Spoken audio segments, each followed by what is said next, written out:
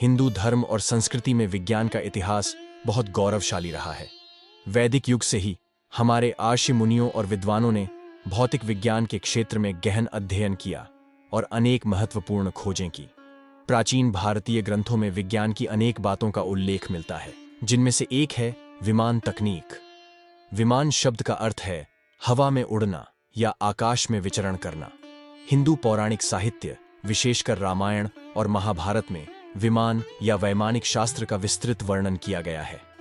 इन पुराणों में वर्णित विमानों को आधुनिक विमानों और उनकी तकनीक से जोड़ा जा सकता है। विमान कल्पना नहीं बल्कि वास्तविकता थी, जिसका उपयोग प्राचीन भारत में किया जाता था।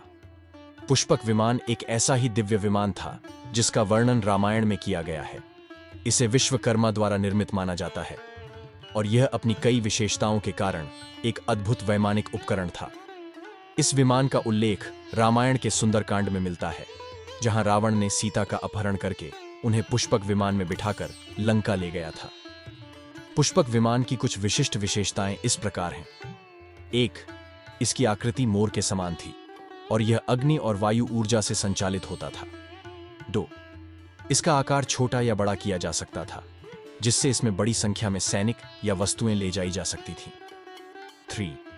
यह विमान मन की गति से उड़ान भर सकता था, यानी चालक के मन में जहां जाने की इच्छा होती वह उसी स्थान पर पहुंच जाता था। 4. यह सभी दिशाओं में और किसी भी मौसम में उड़ान भरने में सक्षम था। 5. विमान वातानुकूलित था और इसमें सोने के खंभे लगे थे, जिससे यह बहुत विलासिता से सुसज्जित था। 6. इसका संचालन मंत्रों द्वारा किया जाता था, जिन्हें जापने पर ही विमान उड़ान भरता था। 7. इसकी गति इतनी अधिक थी कि यह एक ग्रह से दूसरे ग्रह तक की यात्रा कर सकता था, जिससे इसे एक अंतरिक्ष यान के रूप में भी देखा जा सकता है। पुष्पक विमान का इतिहास बहुत प्राचीन है। रामायण के अनुसार यह विमान पहले कुबेर के पास था, लेकिन रावण ने इसे बलपूर्वक छीन लिया। रावण इस विमान का उपयोग अपनी सेना और आवागमन के लिए करता था।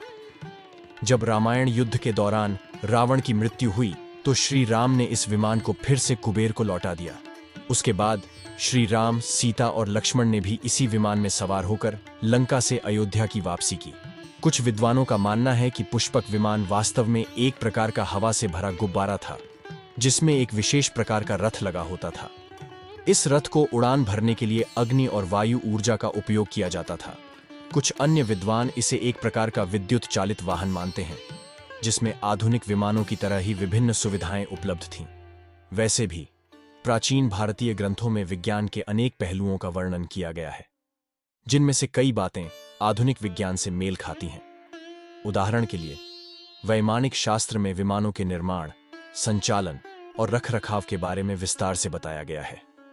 इसमें विमानों के विभिन्न प्रकारों, उनकी गति और ऊंचाई के नियंत्रण, वायुमंडलीय खतरों से बचाव आदि के बारे में भी विस्तृत जानकारी दी गई है। हालांकि पुष्पक विमान की वास्तविकता को लेकर विवाद बना हुआ है।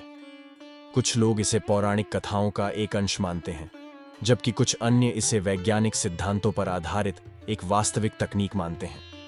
इस विवाद के बावजूद पुष्पक विमान का वर्णन प्राचीन भारतीय साहित्य में इतनी विस्तृत रूप से किया गया है कि इसे पूरी तरह से नकारा नहीं जा सकता। वर्तमान समय में भारतीय वैज्ञानिकों ने विमान तकनीक के क्षेत्र में महत्वपूर्ण प्रगति की है। भारतीय अंतरिक्ष अनुसंधान संगठन इसरो और रक्षा अनुसंधान एवं विकास संगठन DRDO जैसे संगठन अत्याधुनिक विमानों और अंतरिक्ष यानों का निर्माण कर रहे हैं। पूर्व राष्ट्रपति डॉ. APJ अब्दुल कलाम ने भी पुष्पक विमान जैसे एक अत्याधुनिक हाइपरसोनिक विमान के निर्माण का सपना देखा था।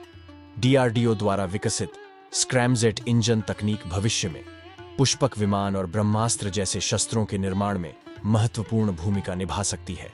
स्क्रैमजेट इंजन एक ऐसा इंजन है जो वायुमंडल से ऑक्सीजन लेकर अपना ईंधन बनाता है और उसे इस्तेमाल करता है। इसकी गति ध्वनि की गति से 6 से 9 गुना अधिक होती है।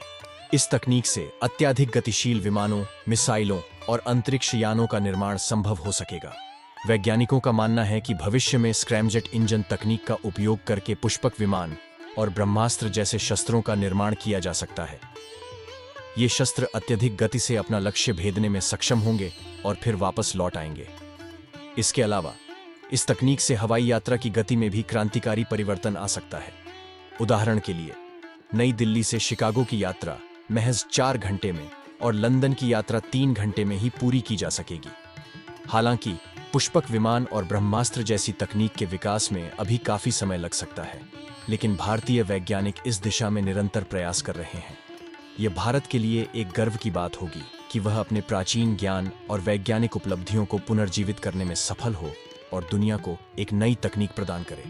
निष्कर्ष रूप में, पुष्पक विमान एक प्राचीन भारतीय तकनीक थी जिसका वर्णन हमारे पुराणों में किया गया है। इसकी वास्तविकता को लेकर विवाद होने के बावजूद इसके वैज्ञानिक आधार को नकारा नहीं जा सकता।